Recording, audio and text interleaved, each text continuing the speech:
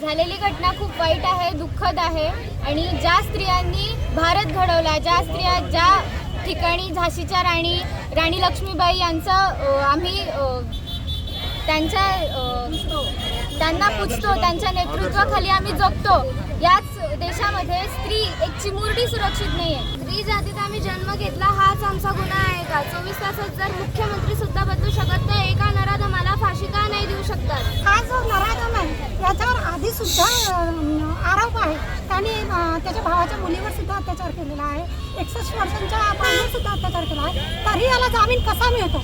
मग अशा माणसं अगर फिरताय, मोकळं फिरताय, तर आमच्या मुली खरंच सुरक्षित आहे का इथे? नराधमाला, आरोपीला जोपर्यंत फाशी मिळत नाही तोपर्यंत पूर्ण समाज स्वस्थ बसणार नाही।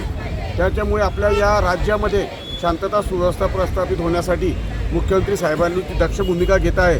परंतु आमच्या श्रीकांत भाऊंनी सांगितल्याप्रमाणे योगी स्टाईलने न्याय व्हायला पाहिजे। जोपर्यंत योगी स्टाईलने न्याय होत नाही आणि नराधमाला फाशी होत नाही तोपर्यंत कोणी स्वस्थ बसणार नाही।